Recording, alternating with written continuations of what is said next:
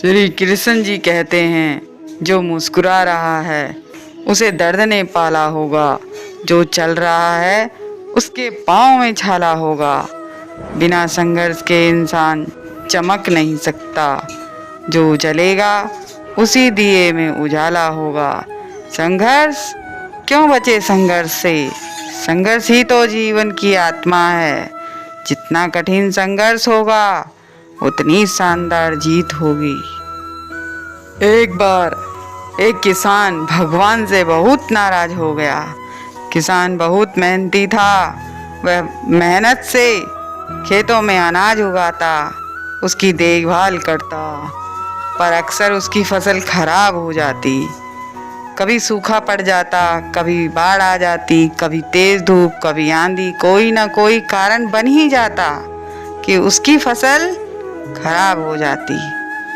एक दिन वह किसान गुस्से में आसमान की ओर देखकर भगवान से कहा, हे ईश्वर, आपको लोग सर्वज्ञाता मानते हैं कि आप सब जानते हैं, कहते हैं कि आपके इच्छा के बिना एक पत्ता नहीं हिलता, पर मुझे तो लगता है कि आप छोटी सी बात भी नहीं जानते। आपको ये भी नहीं पता कि खेती-बाड़ी कैसे करते हैं। अगर आप जानते होते तो हर समय जो बाढ़, आंधी और तूफान आते हैं वे कभी नहीं आते। आप नहीं जानते कि कितना नुकसान उठाना पड़ता है हम किसानों को।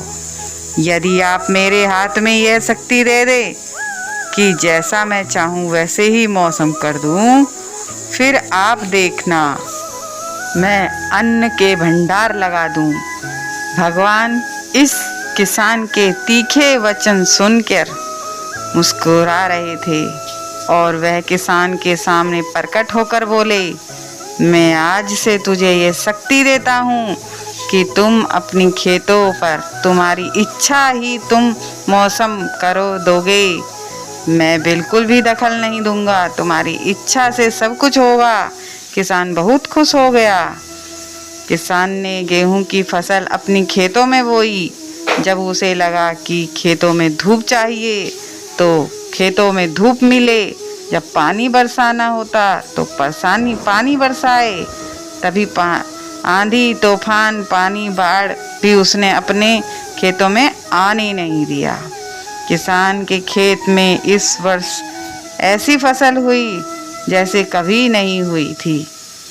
हरी भरी लहलाती फसल मन ही मन देखकर खुश हो गया और सोचने लगा, अब सबूत के साथ दिखाऊंगा भगवान को कि इसे कहते हैं शक्ति का सही उपयोग। मेरी फसल देखकर उन्हें अपने नियम जरूर बदलने पड़ेंगे। कुछ दिन गुजरे, फसल काटने को तैयार हो गए।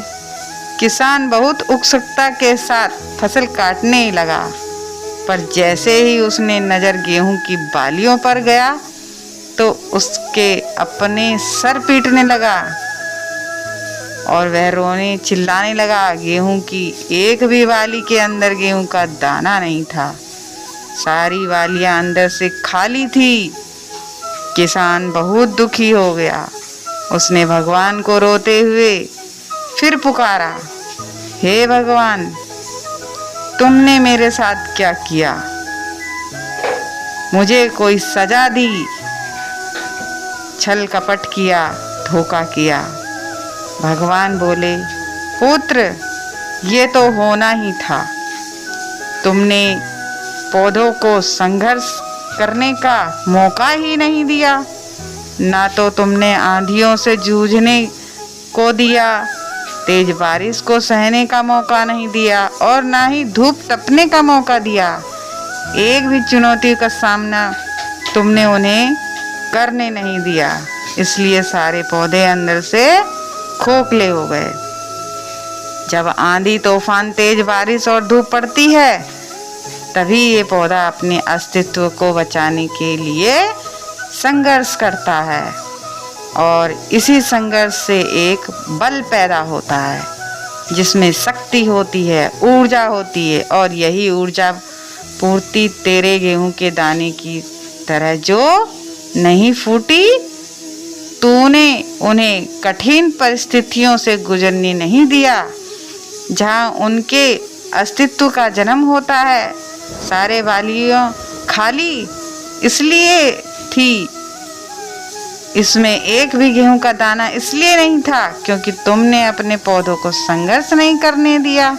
कृष्ण जी कहते हैं कि याद रखिए, स्वर्ण में स्वर्णीय आभा तभी आती है जब वह आग में तपने, गलने और हथौड़े से पीटने के जैसे संघर्षों से गुजरता है।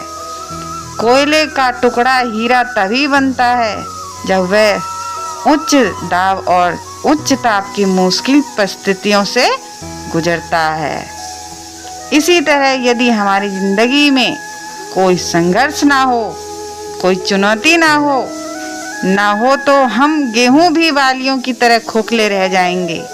कोई अस्तित्व नहीं होगा।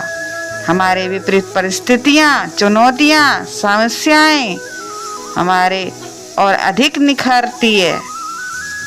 ये चुनौतियां हमें निखारती और अधिक निखारती हैं। यदि जीवन में कठिन परिस्थितियां और चुनौतियां आए तो घबराना मत, बल्कि सामना करना, व्यवस्था करना कि आप और अधिक निखर जाओगे और अधिक मजबूत बन जाओगे। किसी ने कितना ही सही कहा है, जिंदगी जीना आसान नहीं होता, बिना संघर्ष के कोई महान नहीं होता। जब तक ना पड़े हथौड़े की चोट, तब तक पत्थर भी भगवान नहीं होता। राधे राधे।